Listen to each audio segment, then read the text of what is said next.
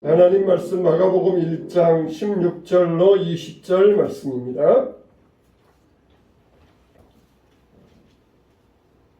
마가복음 1장 16절로 20절 말씀.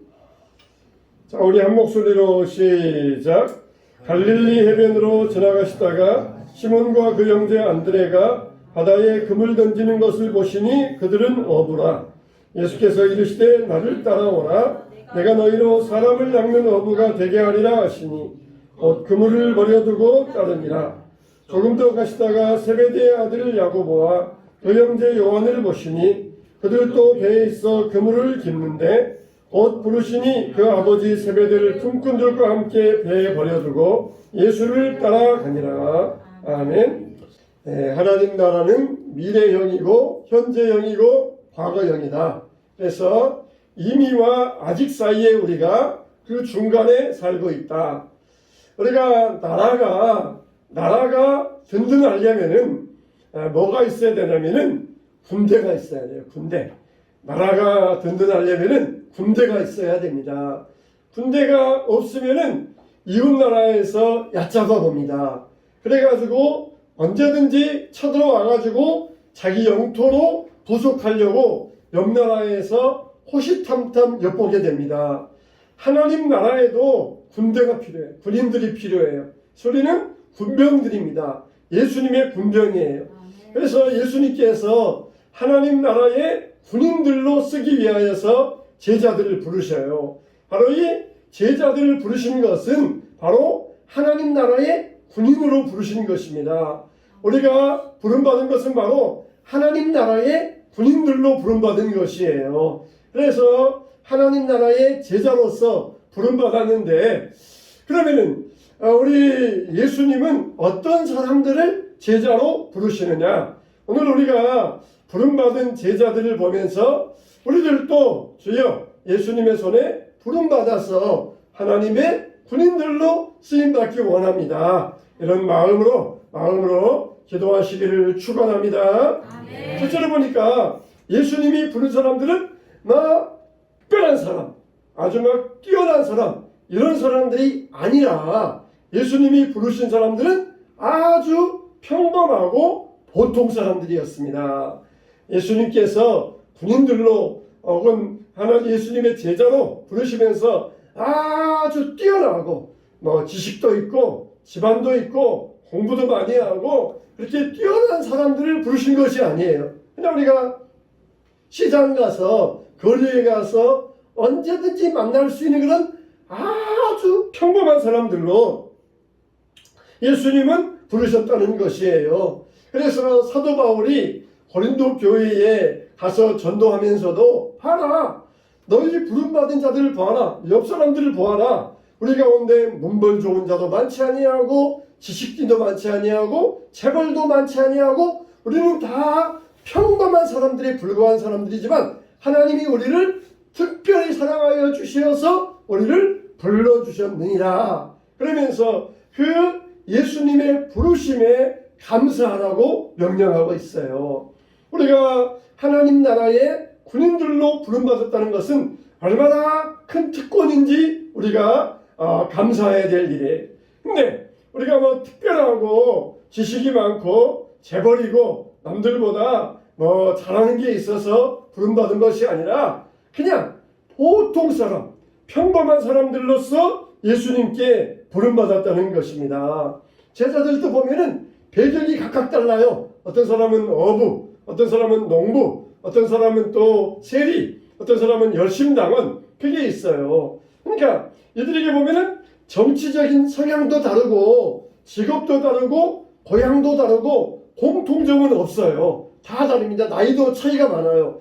요한은 나이가 어렸고 또 베드로는 나이가 많았고 이렇게 나이도 다릅니다. 근데 예수님은 그들을 부르셔가지고 하나님 나라의 군인으로 삼아주셨어요. 요즘 우리나라에도 교회들 많아 서로 정치적인 성향 때문에 교회가 몸살을 앓고 있잖아요. 그래서 저 교회는 어느 성향 이렇게 우리가 낙인을 찍는 경우가 있어요. 그런데 교회 안에는 다 다양한 정치적인 성향들이 다 함께 모여 있어야 됩니다. 극우적인 성향, 극좌의 성향, 중도의 성향, 우리 정치 성향은 이러니까 이런 사람들만 모여라. 그거는 세상의 정치 집단이지 교회는 아니에요. 교회는 다양한 사람들이 모여서 여러 가지의 모습을 가지고 하나님을 섬기는 게 교회입니다. 그러니까 저기는 어떤 성향이 있으니까 그런 성향의 사람들만 가는 교회, 이렇게 낙인을 찍으면 안 돼요. 교회는 다양한 사람들이 모여가지고 이루는 게 바로 이 교회라는 것이에요. 그것 때문에 서로 싸우고 교회가 나눠진다? 이거는 정말 신앙인이라고 할 수가 없어요. 신앙인은 이걸 뛰어넘어야 돼요. 뛰어넘어서 이걸 다 포용할 수 있어야지 그냥 좁아 터져가지고 그것 때문에 싸우면서 너는 이런 성향이고 나는 이런 성향이니까 우리 함께 갈 수 없다 그러면서 찢어지자 이러는 거는 교회의 모습이 아니에요. 교회는 다 이걸 포용하면서 하나에서 갈 수 있어야 돼요.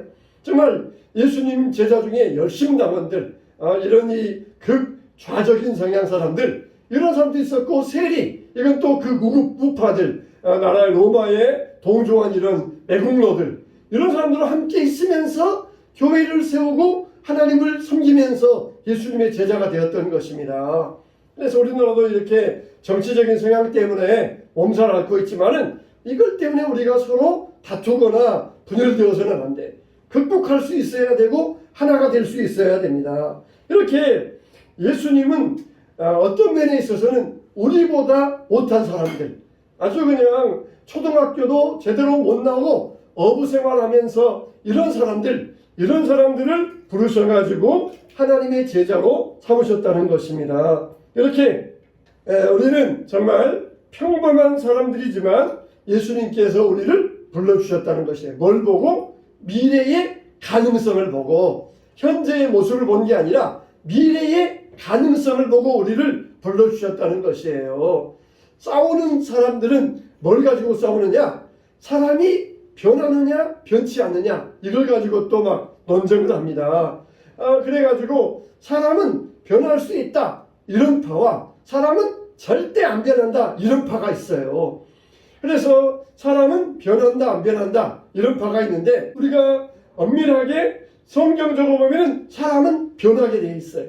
여러분 자신 보세요. 여러분 자신 어떻습니까? 옛날과 변했습니까? 안 변했습니까? 우리는 다 옛날과 변했어요. 예수 믿기 전 혹은 예수 믿을 때 처음과는 우리는 다 많이 변했어요. 변한 사람들이에요. 근데 우리가 어쩌다가 사람 만나보면은 정말 고대로인 사람들이 있어요. 고대로인 사람들.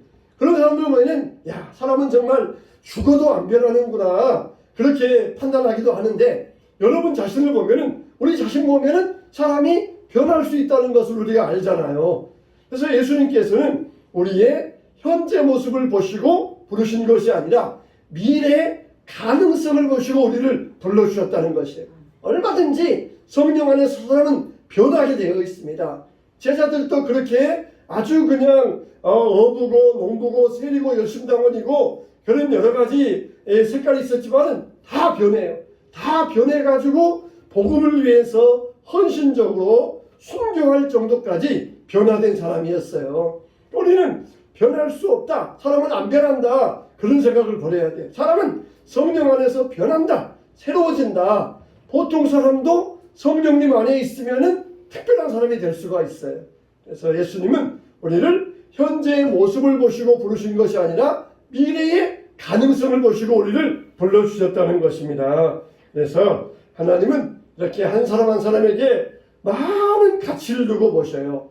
한 사람 한 사람에게 많은 관심을 가지고 계십니다. 그래서 우리가 한 영혼에게 복음을 전파하는 것은 온 세상에 복음을 전파하는 것과 똑같은 일이라는 것입니다.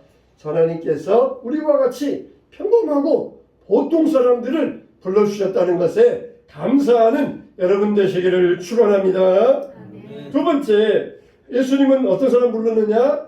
자기 일에 충실한 사람을 불러주셨어요. 예수님께서 부름받은 사람들 가운데는 한 사람도 놀다가 부름받은 사람은 없어요. 다 이 그물을 깁다가, 혹은 고기를 잡기 위해서 그물을 던지다가, 혹은 세리세관에 앉아서 열심히 세리 일을 보다가 그렇게 자기 일에 충실하고 있다가 예수님께서 나를 따라오라. 그러니까 다 버려두고 예수님을 따라가니라 그랬어요. 여러분, 이와 같이 우리는 자기 일에 충실한 사람이 되어야 됩니다. 성경에도 보면은 아모스 선지자가 나와요. 이 아모스 선지자도 어떤 사람이었느냐? 뽕나무를 재배하는 사람이었어요. 뽕나무를 재배하는 사람이었는데 하나님께서 아모스 선지자를 부르셔가지고 예언자로 세워주셨던 것이에요. 엘리사도 엘리야가 찾아갔을 때 소 12겨리를 가지고 밭을 갈고 있다가 엘리야의 부름을 받아가지고 선지자가 됩니다. 이렇게 예수님에게 부름받은 사람들, 하나님께 부름받은 사람을 보면은 다 자기 일에 열심히 하다가 부름받았어요. 그래서 하나님께서도 오늘날도 자기 일에 충실한 사람을 부르십니다. 우리 내년에는 교회 봉사합시다. 하나님 일합시다. 그러면은 꼭 하는 말이 있잖아요. 바빠서요. 일이 많았어요. 못해요. 그렇게 이야기하잖아요. 바쁘니까, 일이 많으니까 하나님 일하라는 것이에요. 하나님은 이렇게 놀고 있는 사람들을 불러가지고 하나님 일하라 그러시지 않아요. 바쁘니까, 일이 많으니까, 그러니까 하나님 일하고 충실하게 하라 그러시는 것이에요. 한가하면은 하나님도 안 쓰셔요. 하나님도 안 부르셔요. 자기 일에 충실한 사람들, 자기 일에 최선을 다하는 사람들, 그런 사람들을 하나님께서 쓰신다는 것이에요. 그래서 우리는 핑계하지 말아야 돼요. 바빠가지고 일이 많아서 제가 지금 하고 있는 일도 많아가지고 더 이상 다른 일은 못해요. 그런 말은 핑계에 불과해요. 핑계. 하나님은 이런 사람을 부르셔가지고 하나님의 일을 맡기시는 것이에요. 그래서 하나님의 콜링은 어디에서 오느냐? 구체적인 일상 가운데에서 하나님의 콜링이 온다는 것입니다. 자기 일에 열심히 일하고 있으면서 자기 역할을 잘하고 있는 사람에게 하나님의 부름이 온다는 것이에요. 하나님은 한가하게 노는 사람을 부르지 않고 바쁘게 자기 일에 충실한 사람을 불러서 하나님의 일을 시킨다는 것입니다. 실제로 보면은 노는 사람에게 일을 맡겨놓으면 잘 못해요. 근데 바쁜 사람에게 일을 맡겨놓으면 잘합니다. 그게 바로 이게 일의 원리예요. 일의 원리. 우리가 이와 같이 우리 일에 있어서 충실한 자가 되기 위해서는 바쁘다고 핑계하지 말고 하나님께서 내가 이렇게 내 일에 충실하게 하고 있으니까 또 하나님의 일도 맡기시는구나. 그러면서 하나님 앞에 감사하시기를 바랍니다. 하나님은 그런 사람을 들어 사용하셔요. 세상의 일 때문에 혹은 여러 가지 가정일 때문에 바쁘다고 변명하거나 핑계하지 말고 자기 일에 가정일에 충실할 때 하나님께서 불러주시고 하나님의 일을 맡기실 때에 감사함으로 충성 다하는 여러분 되시기를 축원합니다. 세 번째, 또 예수님은 어떤 사람 부르시느냐? 순종의 사람을 부르셨어요. 순종의 사람, 나를 따라라. 그렇게 부르실 때에 제자들은 다 예외 없이 예수님을 따랐던 것입니다. 근데 여러분, 예외 없이란 말 정말 예외가 없었을까요? 예수님을 따른 제자들 가운데는 예외가 없었어요. 근데 시몬과 안드레가 그물을 깃고 있을 때에는 그 주변에 일꾼들도 함께 그물을 깃고 있었고 아버지도 있었고 가족도 함께 있었다는 것이에요. 근데 예수님이 가시어서 나를 따라오너라. 그럴 때에 다른 일꾼들은 반응하지 않았습니다. 순종하지 않았습니다. 근데 함께 열심히 일하던 시몬과 안드레는 예수님 말씀에 반응해서 나를 따라오라. 그럴 때 순종하며 나아갔던 것이에요. 한 청년도 예수님의 제자가 될 뻔했던 청년이 있어요. 그건 누굽니까? 부자 청년이에요. 부자 청년. 부자 청년이 예수님께 찾아와가지고 랍비여, 어떻게 하여야 영생을 얻을 수 있겠습니까? 내가 계명을 지키라? 아, 내가 그거 어려서부터 다 잘 지키고 있습니다. 그러면은 너의 모든 것을 팔아서 가난한 자에게 나눠주고 나를 따라오너라. 나를 따라와라. 그러니까 이 청년이 재물이 많은 고로 근심하며 돌아갔다 그랬어요. 이 청년도 지금 예수님의 제자가 될 뻔했어요. 예수님의 제자가 될 기회가 있었습니다. 근데 어떻게 했어요? 순종하지 않았어요. 재물을 버려두고 나를 따라오라 그럴 때 그 재물이 아까워가지고 포기하지 못하고 예수님을 따르지 못하고 결국은 성경에 이름도 나오지 아니하고 그냥 한 청년으로만 나오는 그런 사람이 되고 말았어요. 그때 예수님을 따라가면은 이 청년도 버젓이 성경에 이름이 딱 기록되면서 예수님의 제자 그런 영광을 얻을 수 있었을 터인데 이 청년은 순종하지 못하여서 예수님의 제자가 되지 못하였던 것입니다. 여러분 정말 아브라함은 어땠어요? 아브라함이 믿음의 조상이 되었습니다. 어떻게 해요?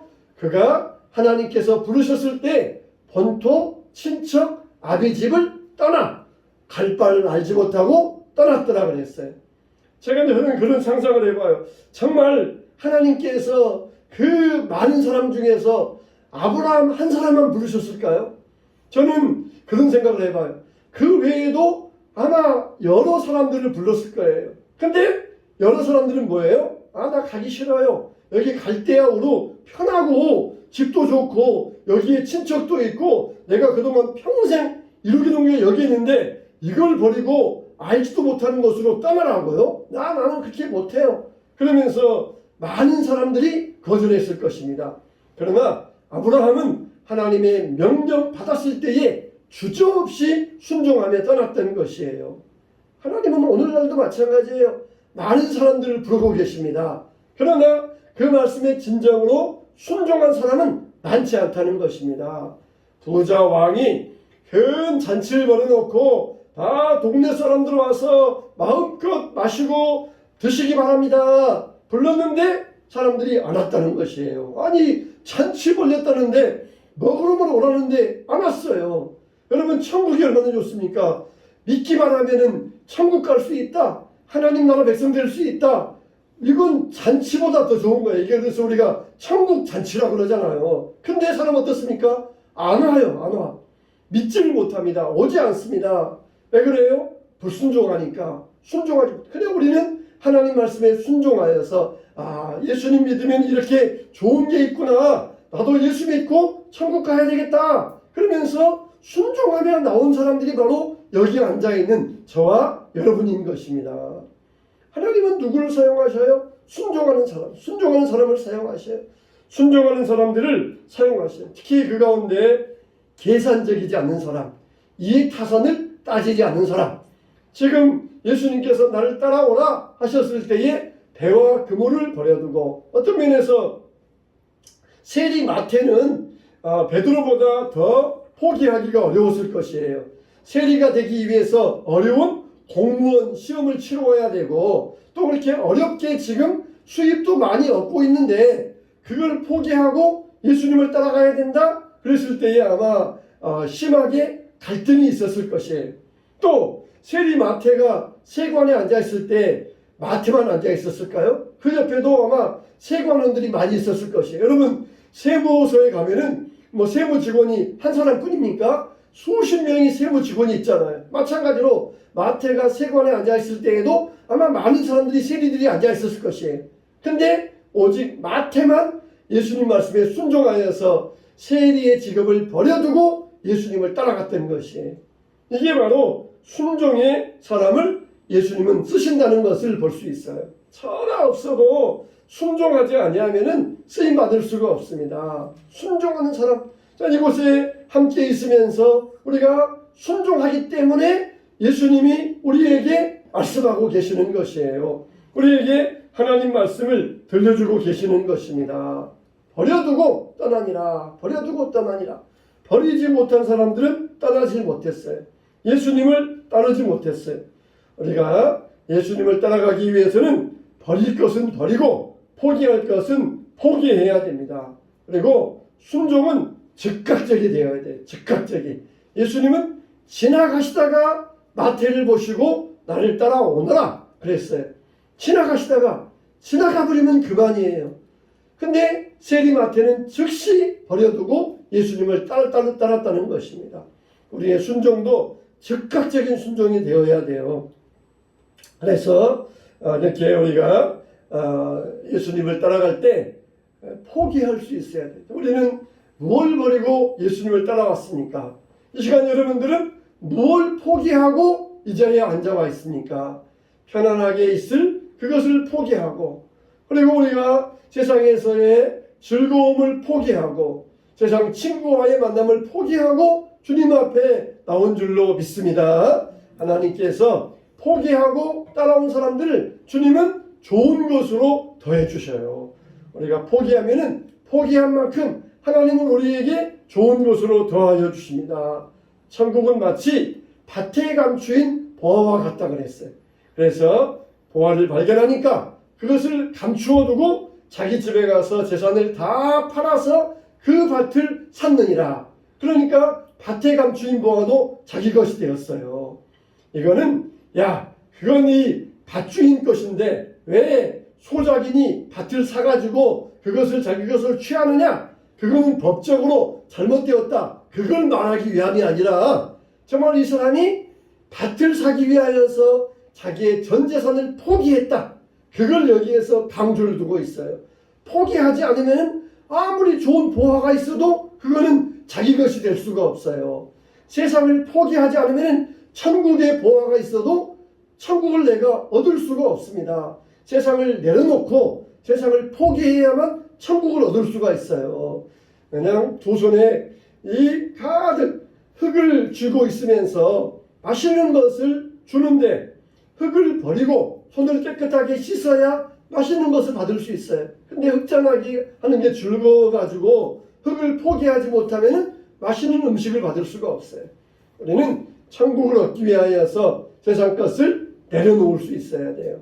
그래서 하나님께서 우리에게 세상 것보다 더 좋은 기업으로 주실 때 우리의 손을 내밀어서 그 기업을 여러분의 것으로 안아서 받고 주님을 따라갈 때 우리는 천국의 영원한 기업을 얻는 하나님 나라의 백성으로서 쓰임받게 될 줄로 믿습니다.